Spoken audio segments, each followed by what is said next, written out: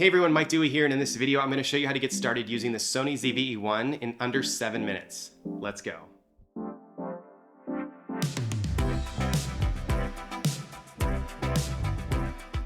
Alright guys, so this is the latest addition to the Sony ZV lineup. This is like a content creator lineup that Sony has come out with in the last few years. This, I would say, is the flagship of the ZV lineup. It's the highest priced camera, but you're essentially getting a small version of a Sony FX3. And for the fact that it has the Sony FX3 sensor in it, which is also in the Sony FX6, which means it's going to get incredible low light performance, you're going to get 15 stops of dynamic range, it's going to shoot in 4K in 120 frames a second if you want to, and it has the ability to shoot 10-bit video, which is really great if you're somebody that likes to color grade and post and you want to have that flexibility. Alright, so let's take a quick look at the camera itself. On the top right corner here, we have the on-off switch, pretty self-explanatory. Record button. You can use this rocker here for things like clear image zoom. Right here we have the toggle that goes between the different modes, photo, video, and S&Q. S&Q stands for slow and quick. It's the slow motion mode on Sony. And that's really cool actually, because on other cameras you actually have to go into the menus to change between the different modes. This camera, you could be shooting photos, videos in slow motion, like literally in seconds, just going back and forth between the two. So on the left here, we have a cold shoe mount, which is great if you want to add an external microphone. And then just next to it is this new microphone system they have in this camera that basically figures out where the voice is coming from and tries to isolate it. This is great for blocking out noises that you don't necessarily want to hear in the background and just focusing on the things that you care about. All right, just a little vlogging test here.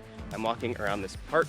There's a lot of noises around me, to be honest, and I have it on automatic mode right now, but there's a water fountain, there's a guy with a weed whacker. How does my voice sound overall? I feel like in most use cases, it probably works really well, and you wouldn't necessarily need to use an external microphone, but I always do recommend using an external mic for the best quality possible. You should be hearing my voice pretty clearly. It might pick up a little bit of the noise as I point towards because it's directional and it's getting me and what's behind me. But in theory, in this mode, it should be focusing on the sound in front of the camera and not behind the camera. I'm using an external microphone right now, so this is what it sounds like using the Rode Video Micro 2. And I spin back around. It should be a lot louder because it's also picking up the waterfall.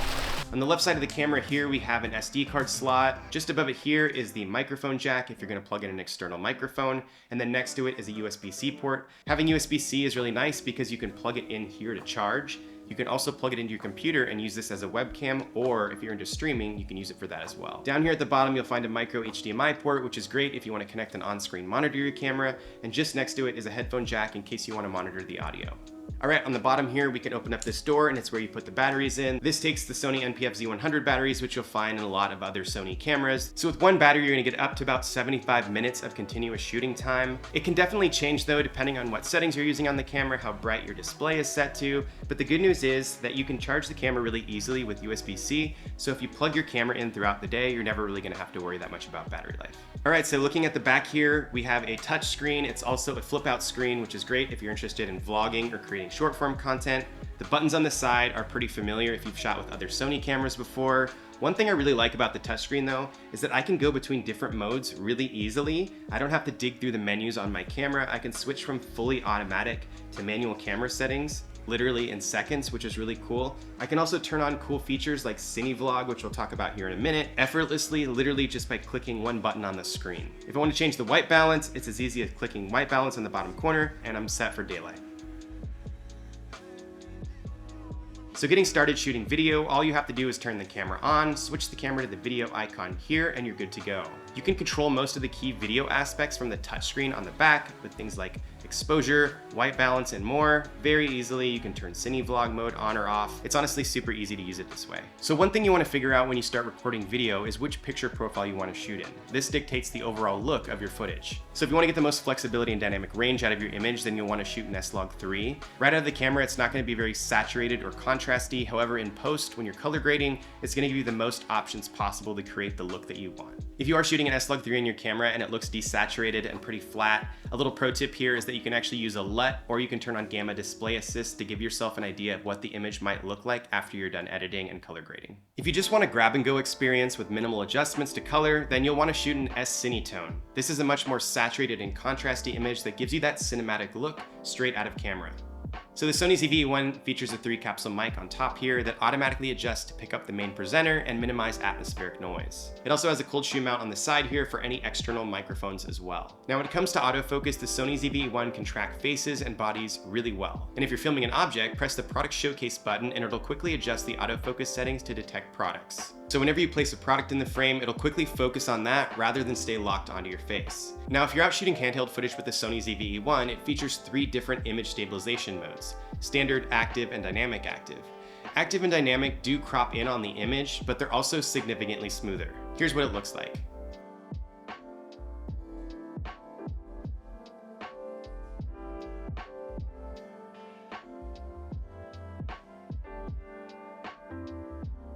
Another really cool setting is this new Cinevlog feature. This applies that cinematic 2:3:5:1 aspect ratio to your footage and locks your frame rate to 24 seconds, and it slows down the autofocus a little bit to give you that cool cinematic look. So if you are looking for a straight out of camera cinematic vibe, this could be a helpful tool. You can also adjust creative looks and switch between auto and manual focus.